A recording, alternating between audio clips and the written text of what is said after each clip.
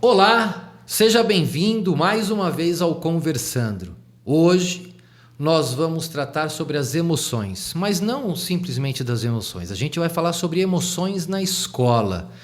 Eu estou aqui com a educadora Juliana Lima. Muito obrigado por você ter aceitado o nosso convite, por ter vindo falar com a gente. Eu que agradeço. E é um prazer ter você aqui. A gente já trabalha juntos há um tempo. Sim. Sei do seu amor pela educação e aí da sua dedicação no ensino das emoções. Mas, como a gente sempre faz aqui no Conversando, quem é Julima? Vamos lá. Ah, que delícia estar aqui. Quero agradecer também mais uma vez o convite. Muito feliz, fazer o que eu amo, falar do que eu amo. Para mim é sempre um prazer. Então, eu sou a Juliana Lima. Eu sou uma professora desde pequena, para o meu avô, para as minhas bonecas. Sou casada com o Diogo, mãe do Vinícius e da Maria Clara. E hoje estou professora de educação socioemocional na escola. Estou também professora de educação socioemocional numa turma de pós-graduação. E trabalho em escolas, fazendo palestras, orientando sobre educação socioemocional. Tá. Sou coautora de um livro, de dois, na verdade, que esse já lançou, tá aqui, o outro ainda não. O volume 2 está aqui. Sim. Depois a gente vai falar dele. Falaremos. E crio alguns recursos, alguns materiais para que os professores possam, de fato, tratar da socioemocional. Eu acho que a gente sabe-se muito sobre ela, mas na prática, né, o como fazer é o que pega. Então, eu tento sempre criar coisas práticas, atividades práticas possíveis de serem aplicadas na sala de aula. Tá.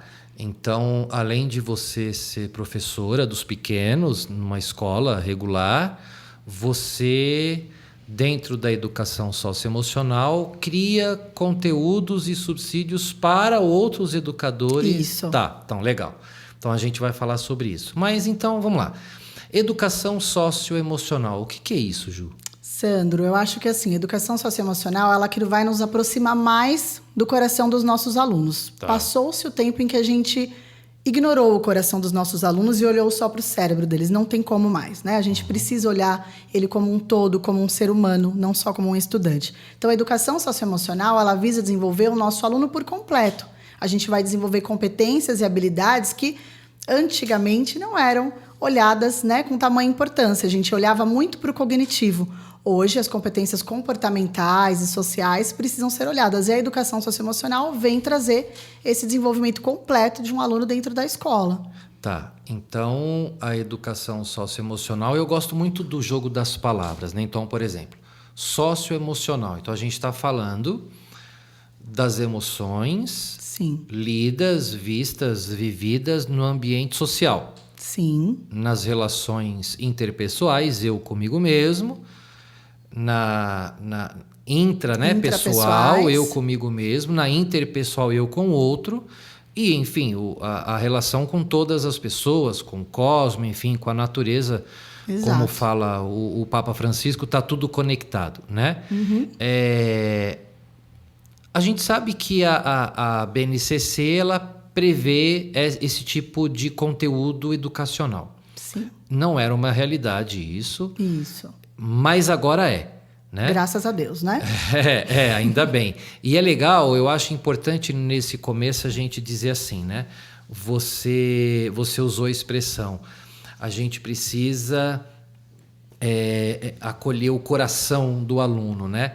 Eu acho legal a gente explicar também, Ju, que assim, todos nós sabemos que a sede das emoções é o cérebro. É lá que tudo acontece. Entretanto, e é importante você que está em casa, por curiosidade, pesquise, né? O coração, ele sempre foi dado como o local onde o homem guarda suas emoções. O baú das emoções. O baú das emoções. E é bacana a gente dizer isso porque é no cérebro que tudo acontece. Sim. Entretanto, é preciso também explicar essa imagem do coração, porque tanto a tradição judaica cristã, a tradição romana, a filosofia, o direito, enfim, tudo aquilo que está no ethos, que compõe o povo ocidental, o coração ele tem a imagem da sede das emoções, né? O que muitas vezes parece que de fato é, né? Eu só estou fazendo esse recorte porque quando a gente vai na neurociência, por exemplo, é lá que a gente... É o cérebro que a gente estuda, né? Mas ainda é válida a questão do coração, porque hoje você é professora, você está dentro da sala de aula, eu também sou professor de educação socioemocional, e a gente ouve o discurso, por mais que a gente seja embasado na neurociência. Ai, Pro, não sei, eu tô com uma coisa no meu coração aqui para te falar. Nossa, Pro, meu coração tá moído. Ou então, eu tô assim, ai, meu coração tá triste. Sim. E não é de uma hora para outra que a gente vai mudar essa cultura do coração como a sede das emoções. E aí, eu te pergunto, né? Então, a educação socioemocional são as emoções tratadas no ambiente social, na relação intra, na relação inter. Como funciona isso, Ju? Vamos imaginar que quem está nos assistindo tenha curiosidade para saber, como funciona a educação socioemocional? Que emoção é essa? A partir de onde a gente parte, né? De onde a gente surge para ensinar as emoções? Eu acho que o primeiro pressuposto é que, e até quando eu falo do coração eu penso nisso, é a gente pensar que para que haja de fato, pensando agora na parte cognitiva, para que haja uma aprendizagem significativa, esse aluno ele precisa estar num ambiente seguro, onde ele se sinta seguro. Para que ele se sinta num ambiente seguro, ele tem que ter confiança ali de falar, ele tem que saber que ele vai ser ouvido, ele tem que ter alguém lá na frente, que é o professor, que tenha um olhar para ele, que tenha um ouvido para ele, né? Que tenha essa escuta ativa do qual a gente tanto fala. Então, quando a gente traz uma abordagem socioemocional para dentro da escola, eu acho que é também preparar o professor para ter esse olhar. Né? Precisamos olhar para os nossos alunos que são singulares, mas também precisamos ter um olhar amplo para toda a turma, para que a gente possa criar aqui um ambiente saudável para que haja o nosso objetivo maior, que é uma aprendizagem significativa. As minhas aulas, por exemplo, de educação socioemocional, como é um tema muito subjetivo, eu trago muita prática, Sandro. Eu não acho que vale a pena a gente só colocar na lousa o que é bullying ou o que é empatia. Né? Não vai fazer sentido para eles. Então, eu tenho ali, 20%, 30% de teoria e o resto muita prática, muita experimentação.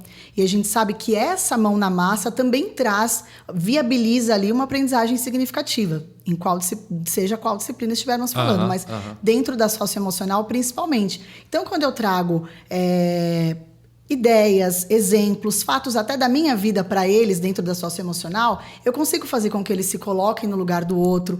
Eu trago muito debate para que eles possam se ouvir, esperar a vez do outro falar, entender que o outro também tem uma dor, que o outro também está num dia ruim, porque eles conseguem se olhar, né? As aulas socioemocional dão essa chance da gente se olhar, identificar o que a gente está sentindo, saber nomear direitinho o que é isso, não confundir ali talvez uma tristeza com um ciúme, por exemplo, identificar e nomear e expressar isso com naturalidade, que é uma coisa que a nossa geração não tem isso como natural, né? A gente foi educado muito para engolir um pouco, ou para, né, aquilo, engole o choro, ou, olha, nós vamos na casa do fulano, não fale que tá com fome, não pode pedir nada para comer, ou aceita só algo assim. Então, coisas simples que a gente traz da nossa criação, mas que hoje em dia a gente sabe que não dá mais para ser assim. Essas crianças precisam se expressar, né? Uma criança inteligente emocionalmente, a gente fala sobre isso, ela tem resultados muito positivos em todos os aspectos, nos aspectos pessoais, nos acadêmicos, nos profissionais. Então, é muito necessário que a gente olhe para essa criança como um indivíduo e não só como um estudante. Então, não só visar o desenvolvimento cognitivo dela, e sim o desenvolvimento cognitivo, motor, emocional, social, né? Em todos esses âmbitos. Ô, Ju, vamos falar de prática na sala, né? Então, nas aulas de educação socioemocional, trata-se das emoções. Também. Sim. Nós temos as emoções primárias e secundárias. Então, vamos falar, todo mundo, né, sempre traz o antagonismo, a oposição entre alegria e tristeza. Sim. Né? Eu percebo, e aí eu queria a sua opinião, que como professor de educação socioemocional, e eu sou professor de educação socioemocional no Fundamental 2 e ensino médio. Legal. E como você, trabalho na pós-graduação como professor especialista. Não há muita diferença entre Fundamental 2 e ensino médio quando o assunto é definir alegria, definir tristeza, definir medo. Você percebe uma ausência, uma deficiência na capacidade de identificar, entender e nomear as emoções? Eu estou dizendo desde você que dá aula para os pequenos e, evidentemente, você já falou com o ensino médio. A gente estava conversando antes de começar aqui que você teve um momento lá com o ensino médio.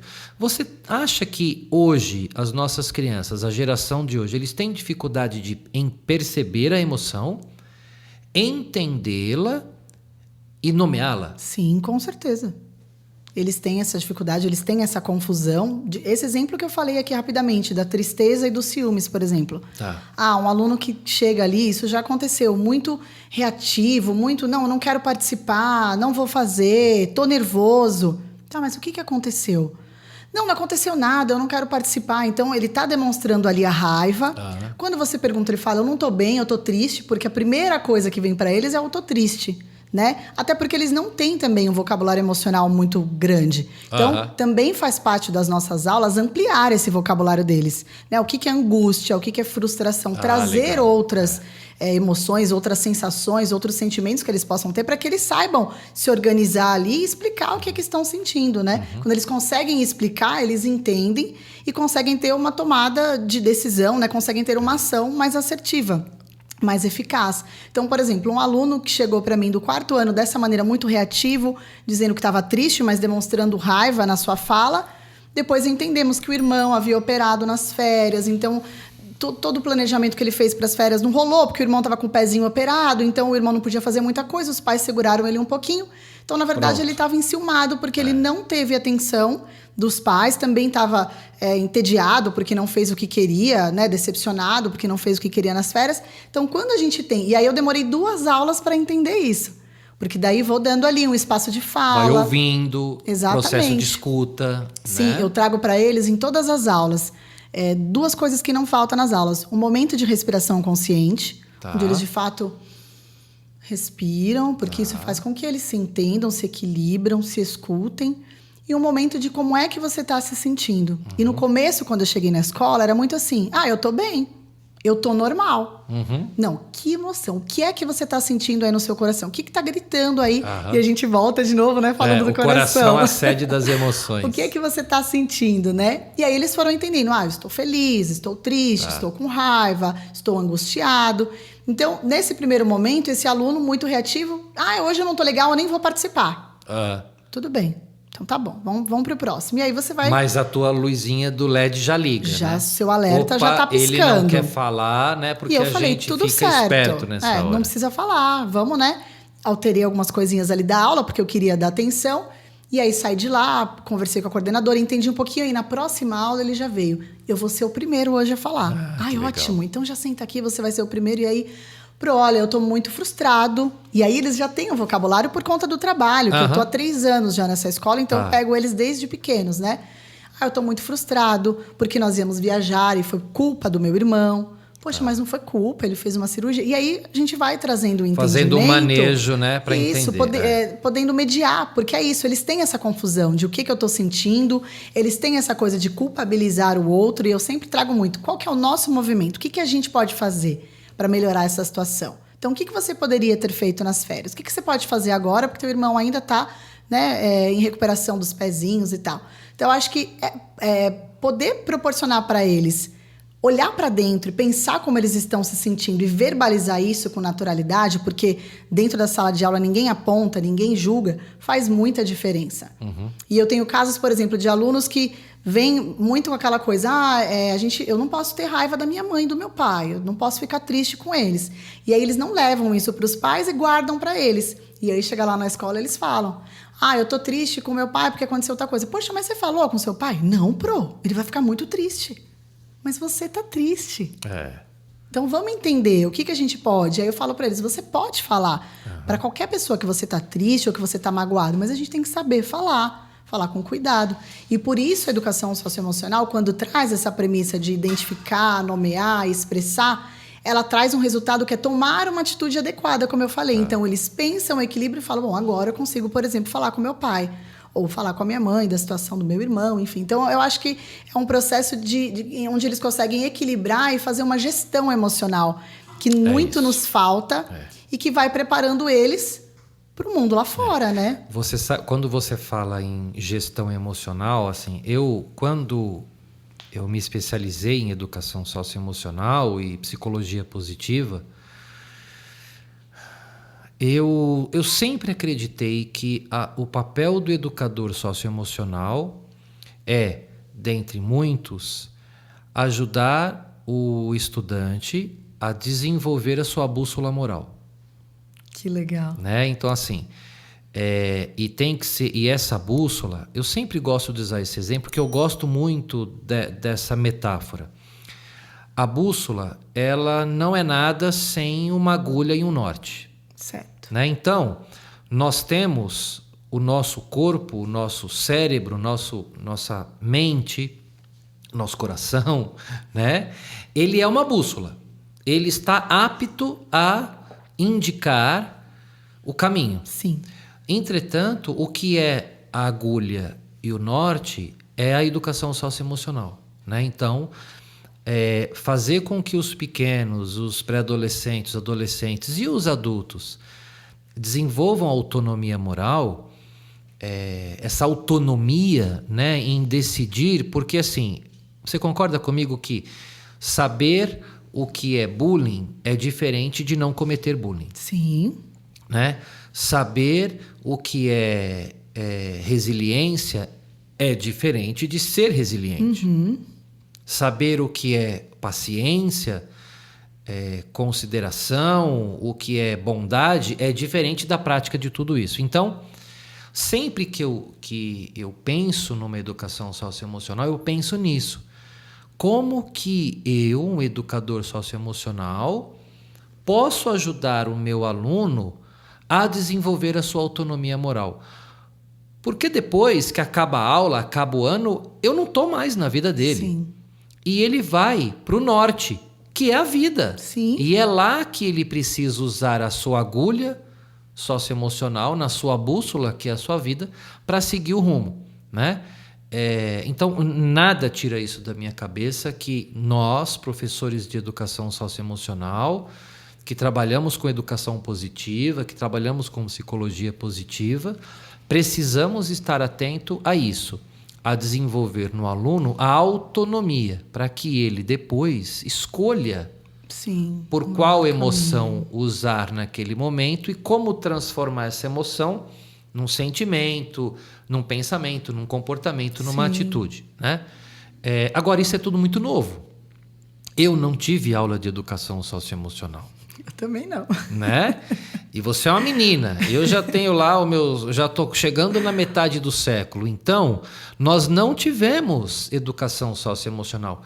Entretanto, somos professores de educação socioemocional. E temos amigos que fazem parte do mesmo corpo docente que nós, que também não tiveram educação socioemocional e não são professores de educação socioemocional. Entretanto, cuidam dos mesmos alunos. Sim. A gente vai falar disso daqui a pouco. Tá. Mas eu queria te fazer a pergunta. Então, é tudo muito novo a educação socioemocional, né? Qual a sua opinião como especialista na área? E até bacana que as pessoas, quando assistirem isso aqui, vão poder entender. Por que você acha que hoje a escola deve se preocupar? Hoje, dia 20 e... Que dia é hoje? 26, dia 26. Por que hoje, 26 de agosto de 2020, a escola precisa 2022. Se preocupar... De 22. Precisa se preocupar com a educação socioemocional? Eu acho que, na verdade, isso sempre foi uma necessidade, né? A gente costuma falar assim, eu escuto muito isso, você também, com certeza. Os jovens são o futuro do nosso país. Então, as crianças, elas são o futuro da nação. Como se quando eles saíssem lá do ensino médio, plim, Pronto, Tão cair na mão, no prontos. colo deles o futuro. Estão lá, o futuro chegou, eles estão prontinhos. O que vai ser? Então, eu acho que a escola precisa dessa preparação. A gente não tá. Qual que é a prioridade da escola, na sua originalidade, sempre não foi preparar o aluno para além dos muros da escola, preparar o aluno para o mundo lá fora. O mundo mudou. Pois é. Pós-pandemia. Tudo mudou. Né? Ainda mais, né, com essa acentuação que a pandemia nos trouxe. Isso está gritando agora, essa necessidade de olhar para o aluno de uma maneira integral. Não tem como mais a gente só olhar para o cognitivo. Matemática é importante, embora eu seja péssimo em matemática. Estamos juntos. Não gosto. Língua portuguesa é importante, história é importante, importantíssima história. Geografia é importante, biologia é importante, educação física é importante, mas como você disse, o papel da escola é formar academicamente, conteúdos acadêmicos e o processo de socialização, porque é na escola que a criança aprende a se socializar. Então é aí que entra a necessidade da educação socioemocional, né? Porque embora ela aprenda a conviver com o outro, a gente precisa lembrar que o outro e eu somos movidos por emoções. Se você parar para pensar, e tem pesquisa sobre isso, a escola tem uma tendência a formar para o Enem, para a FUVEST, para o vestibular em si. Essa né? maluquice toda. A hora que sumir, eu não sei mais o que vai ser. Pois é, das acabou escolas, a escola, fecha a escola, porque a escola só serve para isso. Formando para a FUVEST. É. E também como se mais uma vez, passou na FUVEST, plim, acabou. E depois, né? Então, a gente sabe que, e tem pesquisa sobre isso, né? Que, o cara foi lá, foi super bem, tirou uma nota bacana no Enem, passou em primeiro lugar na FUVEST. Tem a foto dele no banner. Uau, ele é a propaganda Parabéns, da escola. E isso é a propaganda Coitado de daquele uma que escola não passou tradicional. no Enem, né? E aí o cara entrou numa empresa lá super bacana, ou sei lá, montou sua própria empresa. E aí? Que ele tem outras pessoas para conviver. Pois é. E aí, a tolerância ao estresse, a frustração? Pois é. E a autoconfiança para falar? E a comunicação, ele sabe? E a escuta? E criatividade, ele tem? Então, o que acontece é que o que vinha acontecendo numa educação hoje é que as pessoas são contratadas em grandes empresas, enfim, por conta das suas habilidades, das suas competências técnicas, por conta do seu conhecimento técnico. Então, tá aqui meu currículo, ele é ótimo, eu tenho experiência em tal, eu me formei na FUVEST, lá na Unicamp, sei lá eu. E aí ele sai da empresa, ou é mandado embora, ou ele sai por falta de habilidade comportamental, por falta de habilidade social. Porque eu não sei delegar, porque eu não sei liderar, porque eu não sei trabalhar sob pressão. Entende? Então, assim, como é que eu quero preparar o jovem para o futuro se o futuro é esse? O futuro não pede que eles sejam protagonistas? Então, eu vou formar um aluno que fica sentado assim? Não é ativo na sala de aula? Como é que ele vai aprender a ser protagonista se eu não estou proporcionando isso? Então, quando der o plim lá do terceiro médio, o mundo vai cobrar uma coisa que eu não entreguei. E eu passei uma vida com esse cara na minha sala de aula. Eu passei uma vida com ele na minha mão. E eu não aproveitei essa oportunidade, entende? Entendo. Ju, e aí a gente já vai para o final da minha pergunta, assim. Antigamente não era assim, né? Nós não estudamos assim. A escola, quando surge lá na Revolução Industrial, numa necessidade de cuidar dos filhos dos operários, aí tem a escola tradicional, escola nova, enfim, e blá, blá, blá. Hoje a gente ainda encontra sinais de uma escola que nasce num século bem distante do qual a gente está, né? Então hoje a gente ainda tem alunos sentados um atrás do outro, olhando para a cabeça do outro, respondendo a sinais sonoros e usando uniforme. Né? Eu sempre falo. Passivos, né? Passivos. Sentados aguardando. Aqueles que seguem um atrás do outro, vivem em fila, usam uniforme e obedecem a sinais sonoros, são funcionários de empresas, prisioneiros de alunos de escola. Os únicos. Se você não tem em nenhum outro lugar que isso acontece. Então, eu sempre acho que é preciso mudar algumas coisas, mas não é disso que a gente está falando agora. Como que você é professora na pós-graduação e você já trabalhou com tendências da educação, né? Pensando na tendência da educação voltada para a educação socioemocional, qual é a a grande sacada de uma escola hoje que tem na sua grade educação socioemocional e como que os pais desta escola podem perceber a importância que aquela escola está dando para a educação socioemocional. Vou resumir. A escola que tem educação socioemocional na sua grade, ela visa o quê no futuro desse aluno? Primeiro eu queria deixar claro que, tanto para os pais quanto para os alunos, a gente vive hoje num mundo, vou colocar de uma outra maneira. Antigamente, nós éramos considerados, nós professores, nós enquanto escolas, éramos considerados um bebedouro que fornece a água ali para quem está com sede. Como se os nossos alunos, as outras pessoas que não são escola, estivessem ali precisando de água e eles vinham até a escola para receber essa água, essa informação. Uma fonte inesgotável de sabedoria. Exato, e única, né? O professor é o único. Hoje não mais, né? A gente tem essa chuva de informação o tempo todo. Seja sobre o socioemocional, sobre qualquer assunto. Então, na verdade, hoje os alunos não vivem mais num deserto, eles vivem num dilúvio. Então, o nosso papel mudou. Nosso papel não é mais de dar aguinha aqui para eles, porque a água eles já têm lá, eles estão nadando nelas. O nosso papel é de ensiná-los a nadar nessa água, entender o que é fake, o que é de verdade, o que é seguro, como é que eu nado por aqui, aonde é que eu vou com esse tanto de informação que eu tenho, até porque o que você falou é verídico. Não adianta eu ter informação, é muito diferente eu ter informação e colocá-la em prática.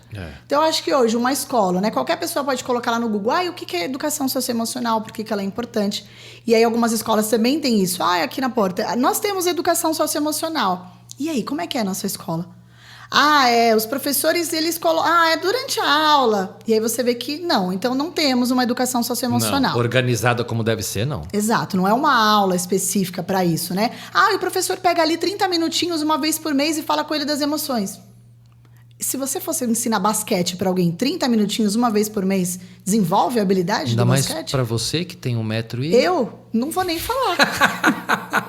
Eu tenho 1,60 m, talvez.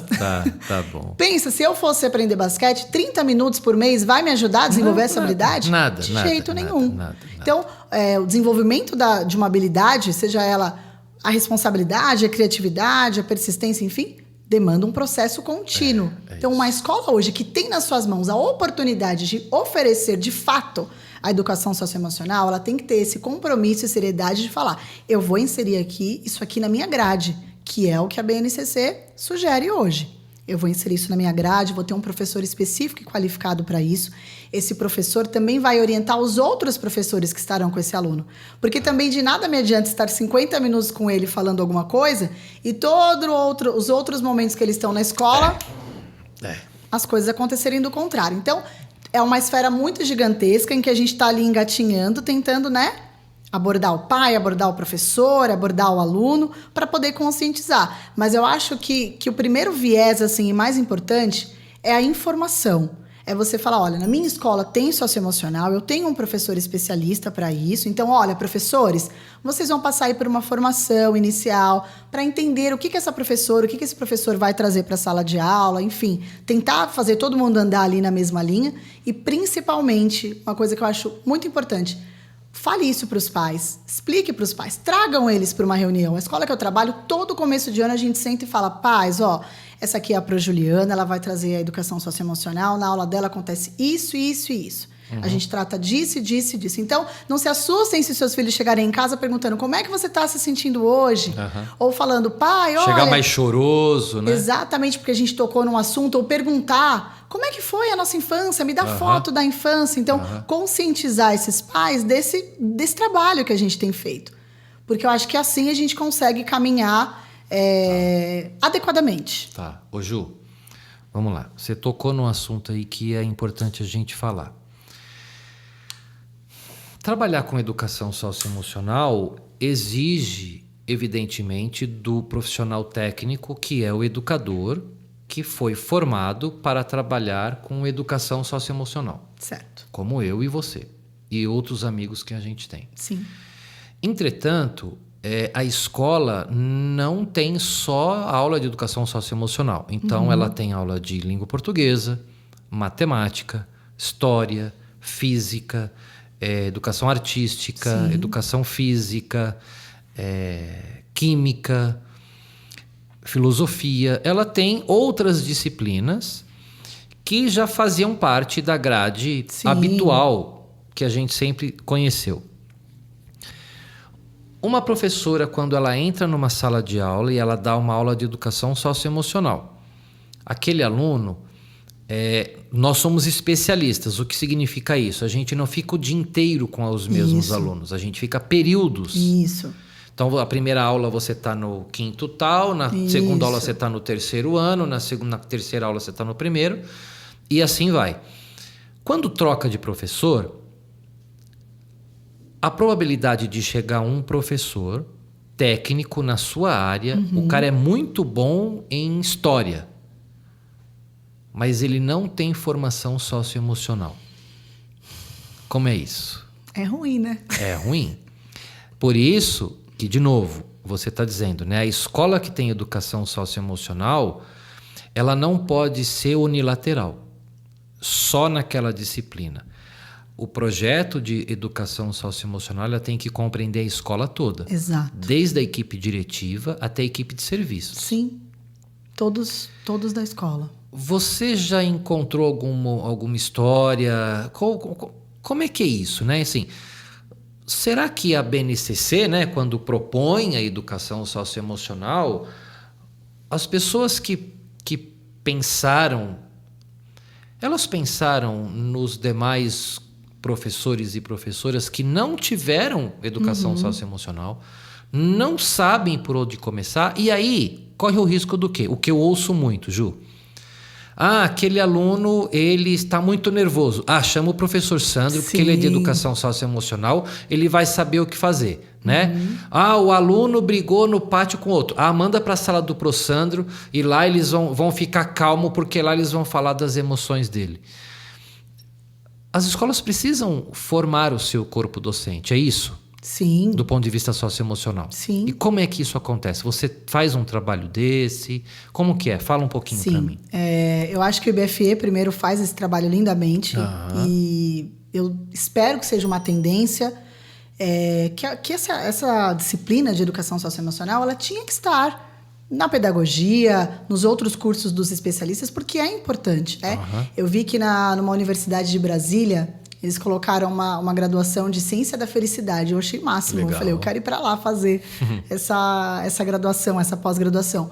É importante, né? O nosso papel como professor mudou. Então, precisamos ter esse olhar. Eu já ouvi muito assim, não, mas eu não sou psicólogo. Eu não vou resolver, eu já tenho os meus problemas aqui, eu não vou resolver problema de aluno. Não é sobre ser psicólogo, né? Eu acho que é sobre, de fato, você ter um olhar... Ser humano. É Exato. Sobre ser humano. Exatamente. É você ter um olhar sobre aquilo. Ali não é um aluno. Ele é um indivíduo. Ele é uma criança. Ele precisa de alguém. E o que acontece, infelizmente, muitas vezes? O pai e a mãe também falam, não, mas eu não sei lidar com isso. Mas lá na escola tem a aula de socioemocional. Resolve lá. Bota lá não na vem escola. Reclamar para mim. Fala com o professor. E aí o aluno fica num ping-pong. E por isso essa dificuldade deles entenderem o que é que sentem, como é que sentem, para quem que eu falo, o que eu faço com o que eu tô sentindo. Eu grito, eu bato, eu xingo, eu converso. Né? Então, eu acho que sim, tem escolas que tem muito... Eu recebo muita procura de escolas, e é um outro trabalho que faço, estar dentro da escola para fazer uma formação para esses educadores e também para trazer essa consciência para os pais. Né? Eu acho que quando a gente ainda fala de professores ali até o 5º ano, os professores que têm a pedagogia, eu acho que há um que são pouco regentes, né? Ali. Que são professores regentes da turma. Isso, os polivalentes. Eles ficam o dia inteiro com a turma. O período todo, né? Eu acho que com eles ainda tem uma resistência menor. Eles têm já um pouco intrínseco isso de eu vou olhar, eu vou parabenizar, não sei quando ler, algo nesse sentido. Quanto mais especialistas eles vão tendo, então Fundi 2, ensino médio, isso vai ficando um pouco mais distante. Então, sim. Que é mais segmentado, né? Exato. E eles falam, pô, Juliana, mas eu tenho 50 minutos com eles. Você acha mesmo com eles, né? Você acha que eu vou parar 10, 15 minutos para perguntar como eles estão se sentindo? Para ouvi-los, né? Como e fazer uma respiração consciente? Eu vou perder minha aula. E não é perder sua aula. É otimizar a sua aula. Porque a sua aula vai acabar. Talvez ele não vai nem daqui a 10 anos, sei lá, não vai ter nem vestibular mais. Então, assim... Eu acho importantíssimo todas as matérias, como você falou, não é, né, as disciplinas, não é você escolher o que é mais importante do que o outro, Mas olhar para dentro, ouvir o aluno também é importante, né? Desenvolver dessa maneira também é importante. E foi o que você falou, por exemplo, o IBFE, né, que é o Instituto Brasileiro de Formação de Educadores, onde nós dois somos professores lá, Exato. tem essa preocupação, né, de formar professores e professoras, formar um corpo docente especialista em educação socioemocional, né? Sim. E é legal que nós já demos aulas para as mesmas turmas, né? A gente percebe que os nossos alunos que são professores sentem a necessidade disso que você falou. Porque na sua grande maioria são professores polivalentes, a sua grande maioria são professores que dão aula até o 5º ano. Sim. Pouquíssimos são professores de Fundamental 2 e médio.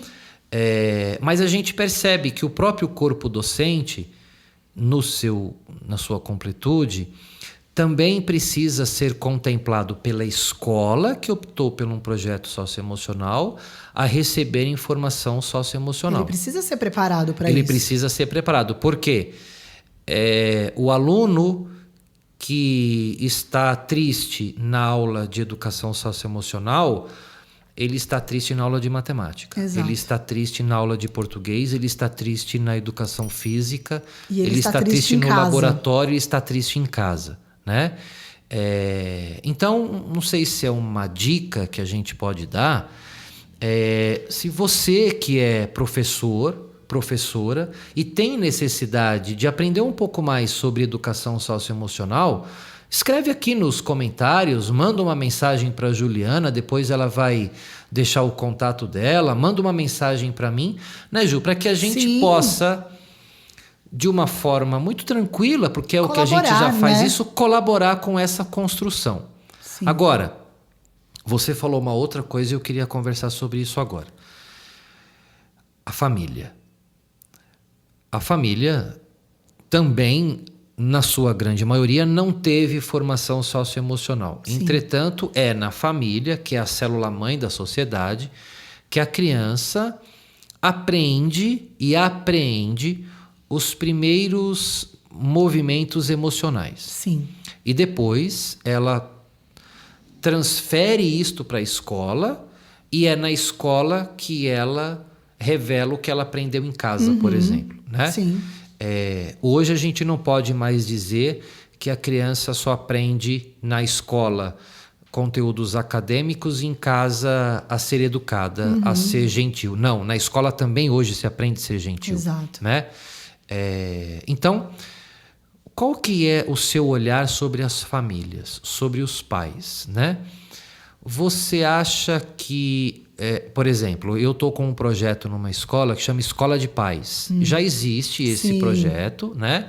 E a escola quis adotar esse nome, vai fazer uma mudança na nomenclatura ali por conta do colégio, mas é isso. Então, a ideia do projeto é trazer os pais para a escola, para que os pais tenham também aulas e oficinas de educação socioemocional para poder ajudar toda a escola a fazer o manejo dessas crianças e adolescentes hoje, que estão bem diferentes de crianças e adolescentes de gerações anteriores. A pergunta é, como você vê o papel da família na educação socioemocional, Ju? Eu acho que ele é tão importante quanto o nosso, enquanto professor socioemocional. Mas a família também precisa dessa educação. Porque, como você disse, essa nossa geração não teve essa educação. Então, eles também não sabem lidar. A escola que eu trabalho também tem esse projeto de escola de pais. Então, a gente faz lá mensalmente encontros, onde a gente fala sobre o que é dar limites, né? Não significa ser autoritário, gritar, enfim. A gente tem diversos temas ali, onde a gente traz o que a gente faz na aula de socioemocional e permite que esses pais também tragam essa demanda de casa. O que tá pegando lá em casa? Me conta. Falo para eles, quero ouvir, o que tá difícil? É o limite? Ele só quer ficar no quarto? Ele não me conta nada sobre o dia dele, né? Eu tive uma mãe, olha, ele entra em casa e vai pro quarto, ele não me conta como foi o dia dele. Entra na caverna de Platão ali, Exato. né? Eu tenho um camarada que às vezes faz isso também. Então eu vou voltar a minha pergunta, que eu voltei para essa mãe, para você. Tá bom. Segura aí. Bora. O que eu disse para ela? Eu falei, olha, e você? Pensa agora na sua postura. O quanto que você procura ele? Você conta o seu dia para ele? Ele conta? Conta. Conta. Você Ele entra bem na tua caverna ou comunicativo, você... Entende? Então, o que eu falo muito para elas a gente tá, para as mães, né? E para os pais também. Eu tô aqui fazendo um movimento de fazê-los ter uma ação, né? Eu falo, a educação socioemocional, ela vem provocar uma reflexão para que a gente tenha uma ação adequada. A mesma coisa eu preciso falar para a mãe. Como é que você está se portando com ele? Entra no carro, você conta o seu dia, você pergunta como foi a prova, se deu tudo certo? Ou é mais uma questão, sei lá, de tá no automático, todo mundo tá quieto, cada um com o teu celular, ninguém janta no mesmo horário, ninguém senta na mesa, ninguém consegue tomar um café da manhã junto. Essas coisas precisam ser retomadas, né? A gente fala muito sobre os valores dentro das aulas de socioemocional. E eu trago isso para os pais também, porque isso vai se perdendo com a evolução do mundo, com o avanço da tecnologia, cada um com o teu celular, cada um com uma TV no teu quarto. Ninguém briga mais para ver desenho. Eu brigava com a minha irmã para ver desenho na sala, porque a gente ficava grudado ali na sala. Hoje em dia, cada um tem uma TV, tem casas que tem 5 televisões. Cada um tem o seu celular, ninguém se fala. Então, eu trago muito essa verdade para os pais. Então, projetos como esse, de escola de pais, de reuniões onde a gente tem, quando tem a mostra cultural, quando tem uma festa da família, eu trago esses caras para dentro da escola e a gente vai sentar e vai fazer uma oficina. A gente vai construir uma mandala junto, todo mundo trabalhando foco, a atenção, a concentração, uma respiração mais ritmada. Eu trago esses pais para terem experimentações do que eu proponho para os filhos na escola, nas aulas de socioemocional. Ô Ju, deixa eu fazer uma pergunta aqui. É muito engraçado isso, né? Porque os pais hoje, na sua grande maioria, não todos, tá? Não é generalizando. Tem muitas famílias que são bem maleáveis Sim. na questão socioemocional, participam, são amorosas, mas algumas famílias, e eu falo isso com toda a liberdade que tenho, algumas famílias veem a escola só como um local de formação acadêmica. Sim, ainda assim, né? Ainda existe. Ainda existe muito, muito, muito. Por quê? Quando você chama um pai para conversar na escola, numa reunião de pais, ou a mãe, o pai e a mãe, quando a mãe entra pelo corredor, você já entende a criança. Sim. Você fala, puxa, essa criança é uma vencedora. Sim. Né? Mas a gente percebe que, às vezes, quando a gente começa com esse discurso, olha, aqui a gente vai fazer uma respiração ritmada, concentrada, ou uma atividade de mindfulness, ou a gente vai falar sobre o que a gente está sentindo. Isso é muita frescura, eu não gosto dessa conversa não. Né? Tem uma resistência, em casa, né? comigo é de outro jeito. Então, eu acho importante, a gente está falando sobre educação socioemocional, levar em conta as questões extramuros. Ou seja, a criança passou uma semana inteira com a Proju, ou então com o Prosandro, tendo uma educação socioemocional. E tendo outras disciplinas, mas também tendo educação socioemocional. Quando ela chega em casa, ela espera que aquilo que ela ouviu sobre diálogo, sobre paciência, sobre respeito, sobre momento de fala, sobre a importância... Uma coisa que eu sempre falo é a importância das lágrimas, por que as lágrimas caem, né? Ela espera que aquilo que ela ouviu na escola reverbere em casa. Sim, realize-se ali, né? Não acontece às vezes. E o que acontece é a Proju ou o Prosandro ficar a semana inteira falando sobre a importância de você dialogar, de esperar o outro falar. Ele vai para casa e quando ele chega segunda-feira você fala, meu Deus do céu, Sim. onde foi parar tudo que eu falei para essa criança? Né? Eu ouvi uma vez assim, um garoto diz assim, Pro, o meu pai falou que essa história de conversar não tá certo não. Se eu não gostei é para eu descer a porrada mesmo. Juliana, aí você pensa, né? Como que... Eu sempre acreditei, na Sagrada Escritura está escrito, time dividido é time vencido. Se a gente não conseguir unir escola, família e sociedade, nós vamos ficar um bom tempo patinando. Sim. nessa questão de educação socioemocional, que é nova, Sim, é tá bem nova, engatinhando, né? E além dela ser nova, Ju, ela ganhou mais potência na pandemia. Sim. Na pandemia, que nós ainda estamos sofrendo resquícios, né? Da pandemia. Resquícios da pandemia. A gente um dia vai falar sobre isso, mas a família, eu acredito, e como você disse, ela é pedra fundamental. Sim. Nessa educação socioemocional, porque ela tem que ser parceira. Mas, de novo, como os professores precisam de formação socioemocional, a escola que escolhe ter na sua grade um projeto de educação socioemocional pode chamar Proju ou o Prosandro, porque a família precisa também receber orientação socioemocional. É isso? Sim, e aí eu escuto assim, mas agora tudo é nas costas da escola? Tudo é nas costas do professor? Bem-vindo. É isso aí. Eu não vou fazer um ping-pong de jogar meu aluno lá para os pais se eu estou vendo já no corredor que esse aluninho é um fruto melhor ali daquela família. Uhum. Eu não vou fechar o meu olho para isso. Então, sim, eu vou colocar isso nas minhas costas e vou formar o professor, formar o pai, pelo bem do aluno. Eu acho que nós, enquanto educadores, eu acho que é um dom assim, de Deus, eu acho que é uma missão, de fato, você educar. Eu não consigo fechar o olho para muitas coisas e falar, mas então o ano que vem vai para outra escola e vai resolver. Mas o pai vai terrível, resolver. Né? Terrível isso, terrível. Esse papo que muitas vezes a gente escuta, sala dos professores, né? Eu falo que ninguém nunca vai me encontrar numa sala dos professores. Panteão dos deuses é a sala dos professores. Eu não entro em sala dos professores. Então, eu entro porque tem café, pão, eu só vou lá. Eu fujo, não entro não. Ouvir essas coisas me dói muito porque você vê que o cara não tá só falando, ele faz isso de fato, né? Na verdade, ele não faz, né, muitas coisas. Então, é isso. Você assumir que você vai ter que formar o professor, que você vai ter que formar o pai, que você vai... Dá trabalho, gente. Educar dá trabalho, né? A Cláudia, que é uma colega nossa do IBFE, ela diz, gente, ser feliz dá trabalho. É isso aí. Ser feliz dá trabalho, educar dá trabalho. Não é chegar aqui, pegar o livro, colocar aqui na lousa e ir embora. Pois é. Eu não sou mais o bebedouro desse aluno. Não sou.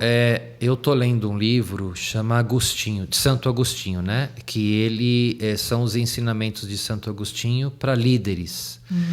E ele diz assim, num certo momento, a gente precisa cada vez mais olhar para as pessoas a partir do que elas têm de bom e daquilo que elas precisam, né? Quantas vezes a gente ouve na famigerada e às vezes cruel sala dos professores rótulos. Sim. Né? E o Erich Fromm, que é um pensador da escola de Frankfurt, ele diz assim, quando você rotula alguém, você perde a capacidade de enxergar aquela pessoa na sua integridade, né? Quando você rotula, você deixa de amar. E aí um grande problema que eu acho, e que eu preciso um dia chamar um especialista em gestão educacional para entender isso, porque eu não entendo. Às vezes, eu tive um aluno uma vez que eu dei aula para ele no 6º, 7º, 8º, 9º, 1º, 2º e 3º. Quando ele chegou no 3º ano, ele escreveu um bilhete para mim lá na 6ª série, no 6º ano. Né? Ele gostava do Ben 10 e aí ele escreveu um bilhete para mim. A letra dele era a mesma. Aquele garoto, ele tinha dificuldade de unir as palavras, ele tinha desortografia, ele tinha um grau de dislexia. E aí, você corrigiu uma prova, eu era professor de ensino religioso e de filosofia, você ia corrigir a prova, eu não podia corrigir a ortografia. Sim. Então eu falava, filho, lê aqui para o Pro, o que você escreveu aqui? Ele trazia a mensagem correta, sim, mas ele não tinha a escrita, o registro, o letramento. Então, às vezes, o que a gente percebe, o aluno vai passando de ano, diz turma em turma, porque às vezes a escola, que às vezes é a maior cruel vilã nisso tudo. O outro professor que dá jeito, o outro professor que dá jeito. O ano que vem alguém resolve. E emocional não é assim que funciona. Porque se você não cuida de uma emoção, ela vai só degringolando lá na frente, né? Sim. E como você falou, é preciso ter estratégias específicas para isso. E você disse que você trabalha com jogos, com dinâmicas, com práticas. Você trouxe o livro. Trouxe. Né? Esse daqui eu vou mostrar. É para mostrar aqui? Nesse? Então, aqui, ó. Oficina das Emoções, Teoria e Prática. Um guia para psicólogos, pais e educadores. Ju, esse é o volume 2, né? Isso. Fala como que foi que você chegou aqui? Aqui você é... Eu sou uma coautora, né? Coautora. Você aqui tem conteúdo seu. Tem um capítulo aí exclusivamente meu. Tá. Como é que aconteceu? O volume 1, eu sempre usei o volume 1 nas minhas aulas. Que também chama Oficina das Emoções. Exato, Oficina das Emoções. Também volume é da 1. Bárbara e da Luciana. Também é da Bárbara e da Lu, sim, a mesma capa, Tá. Só que é o volume 1 e ele também é assim, é um livro muito prático. Legal. Então, quando a gente abre aqui o índice, são diversas, eles chamam de oficinas, mas não deixam de ser atividades estruturadas para a gente poder aplicar dentro e fora de sala de aula. Então, você pode usar numa consulta de psicoterapia, você pode usar em grupo, individual, você pode criar oficinas, né? Que isso é uma coisa colorido, bem bacana. Né? Sim. Bem dinâmico, aqui no final dele, a gente tem um QR Code, onde a gente consegue... Você entra lá num drive que tem diversas atividades pertinentes aqui a todos os coautores e consegue baixar, imprimir. É super completo. É bem... prático. Exato. É bem prático. Ele tem uma certa teoria, né? Sim, até pra ele traz uma explanação ali do tema central que a oficina oferece. Tá. Mas ele sempre tem uma atividade prática, né? Então, eu conheci o volume 1 através das meninas e utilizei nas minhas aulas, indiquei para as minhas alunas. Eu tenho cursos e workshops de educação socioemocional, que são, né, de formação para professor, e eu sempre indiquei esse livro. Tá. E aí, quando fui convidada para fazer o volume 2, que foi no meio da pandemia, eu fiquei muito feliz, muito honrada. E aí fiz esse capítulo, que é uma oficina para adolescentes, onde a gente traz de fato esse olhar. Isso que eu estava vendo aqui. A sua parte, ela chama Oficina de Autoestima para Adolescentes. Exatamente. Aí tem a preparação da oficina. Isso, tem a oficina na prática, tem as orientações, momento de... E aí tá tudo explicadinho aqui. É um livro que, assim, você pega... No dia seguinte você consegue aplicar. Tá. Qualquer uma das oficinas, das atividades que tem aí. Porque ele tá muito detalhado...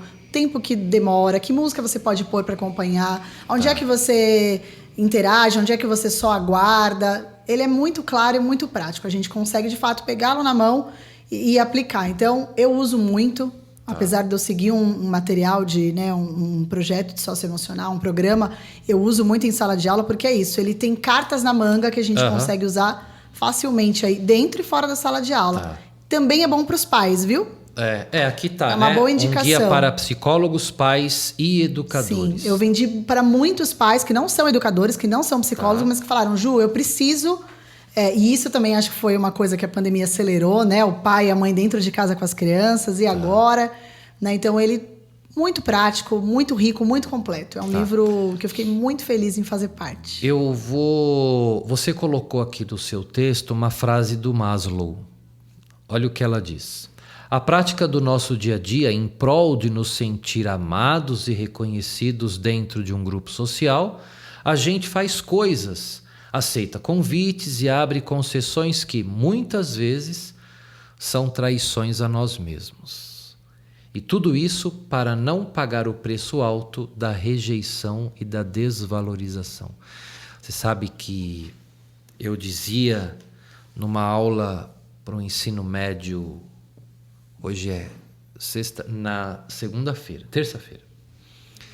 Cada vez que a gente diz sim para o outro, e este sim, ele deveria ser um não, a gente se nega. Sim, é um sim para o outro e um não para nós. A gente se rejeita, a gente se diminui, né? Eu acredito muito que a nossa vida, do ponto de vista filosófico, como professor de filosofia, a nossa vida ela deve ser cheia de bons encontros.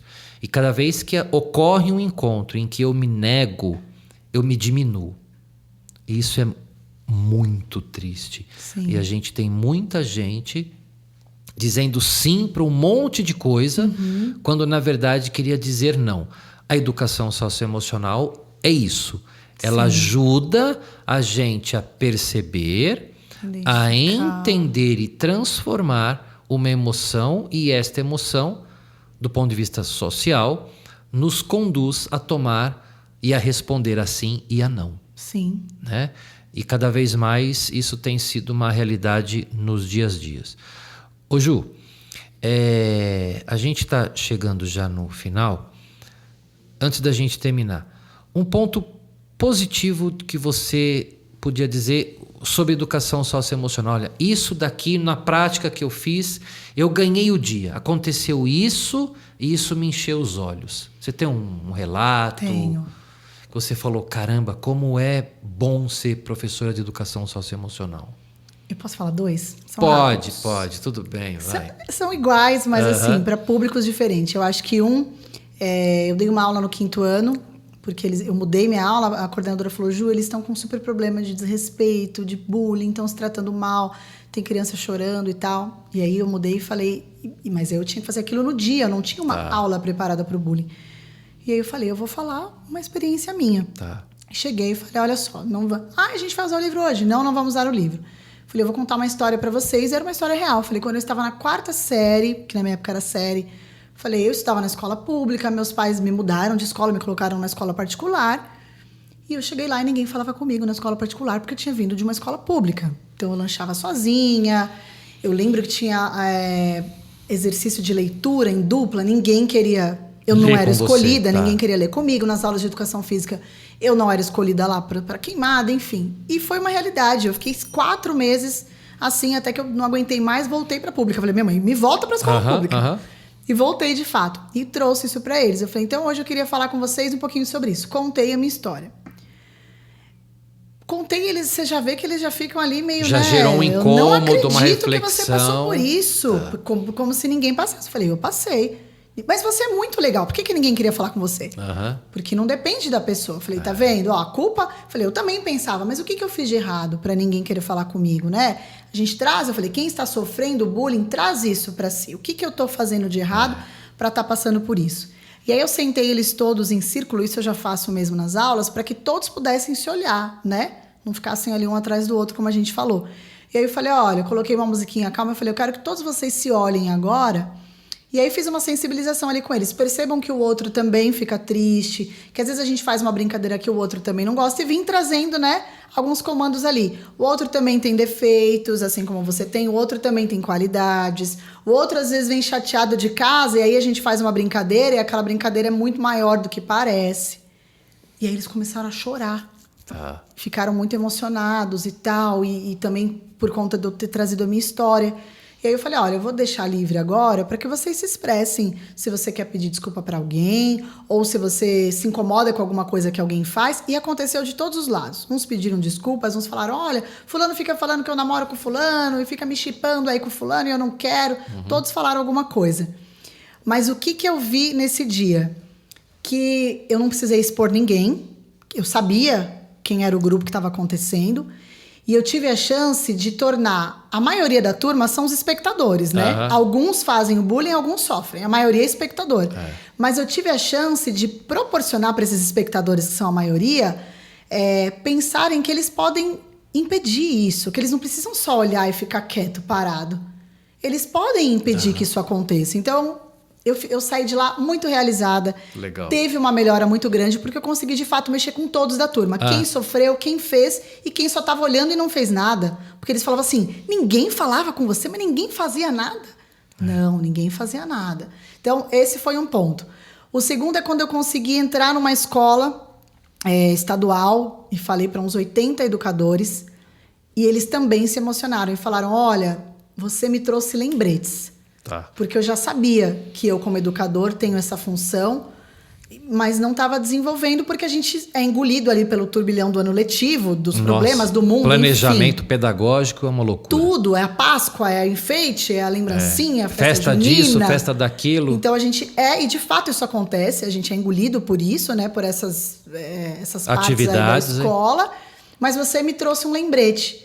E aí eu falei para eles, olha, a gente tem oportunidades de às vezes subir lá, a gente tá no mar aqui, a gente sobe para dar uma respirada, toma um fôlego e volta e mergulha. E eu acho que o mês de julho por exemplo, é uma pausa dessa, um respiro necessário desse, né? E eu fico feliz de saber que eu posso, muitas vezes, proporcionar esse respiro para esses caras. De subir, respirar um pouquinho lá, tomar um fôlego e falar, cara, é isso, essa é a minha missão. Eu vim no mundo para isso, eu vou educar, eu vou fazer jus aos 50 minutos que eu tenho, ou às 5 horas que eu tenho com esses carinhas na minha mão todos os dias. Então, acho que esses são os pontos positivos e que me dão gás para seguir e falar, tô no caminho certo. Tá. E você já teve algum momento que você viu todo um trabalho indo pelo ralo? Já. Tipo, caramba, eu fiquei um tempo aqui com esse menino, com essa menina, com esse adolescente, e no final de tudo parece que foi tudo em vão. Às vezes a gente tem a sensação ali que a gente vai montando os leguinhos ali, né, durante a semana, e aí de vez em quando, opa, caiu uma peça ali. Tá. O que aconteceu, né? Isso acontece, às vezes, como a gente tinha falado anteriormente, às vezes por conta da família, que não tem esse preparo, mas isso também acontece por conta da nossa classe, que são os professores, que também não têm esse preparo. Então, eu já me vi borbulhando de ideias ali e tentando colocar isso em prática com as crianças, mas tendo algumas podas ali desse tipo, não, eu não sou psicólogo, eu não tô aqui para isso, eu só tenho 50 minutos. Então, isso me pega um pouco, essa resistência que existe, e eu entendo que é normal, né? Mas isso já me fez falar, caramba, poxa, tá dando resultado, ninguém tá vendo, só eu tô vendo isso aqui acontecer, não é possível. Então, já aconteceu em escolas, a gente tá construindo com os alunos e você vê que tá rodando, né? Que tá indo para frente, mas que a gente dá uns passos para trás por conta de gestão ou de outros educadores. Mas eu creio que seja normal, eu acho que é uma construção. A educação socioemocional está vindo com força, mas ainda está engatinhando. Então, eu acho que é um processo normal. A gente ainda dá uns passinhos para trás, mas o importante é a gente dar mais para frente, né? E não desistir. Como dizia o Buzz Lightyear, ao infinito e além. Ô Ju, como a gente te acha? Onde? Acho que o mais fácil é o Instagram. Tá. @ju.lima. O Lima é com 2 L's e 2 M's. Tá. Por direct ali. E essa questão da prática que eu falei é uma coisa que eu ofereço demais no Instagram. Então tem muita. Eu tenho uma playlist de música socioemocional para usar com os alunos.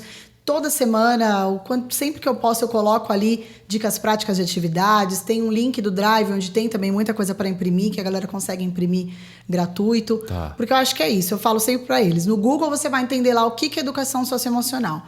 Mas o como fazer, o que eu posso fazer com uma turma que está acontecendo aqui, o que eu posso usar com a educação infantil? Pode ir lá no meu Instagram que eu garanto. Você vai encontrar. Legal.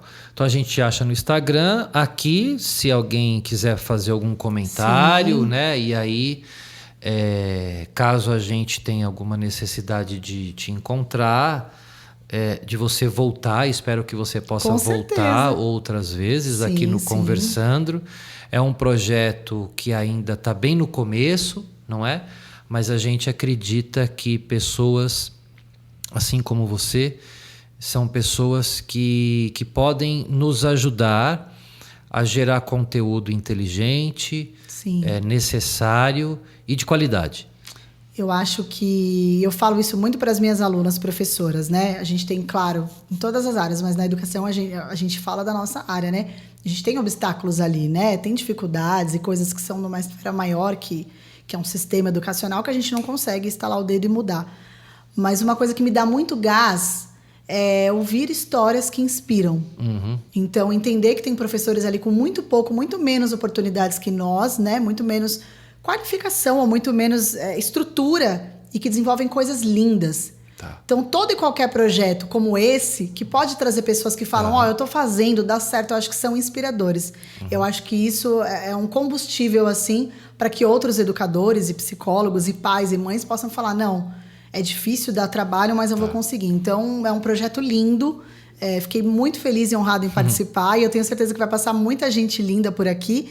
E vai ser um conteúdo desses que vai me inspirar, com certeza. Legal. Então, obrigado, muito Ju. Obrigado de verdade. Que Deus te abençoe, né? Amém. Que você conquiste tudo aquilo que você sonha, né? E eu sempre falo que você tenha coragem de mudar aquilo que você precisa mudar na sua vida, né? Sim. Serenidade para aceitar aquilo que você não consegue E tem até a oração que diz, né? Que você Sim. tenha a inteligência, a capacidade de saber distinguir uma coisa da outra. Exato. Obrigado, Amém. Ju Eu que Lima. agradeço, obrigada. E você que está aqui com a gente, se tiver alguma pergunta para fazer para Ju ou para gente, ou contar algum relato, né, Ju? Sim, que você estamos aqui. É só colocar nos comentários.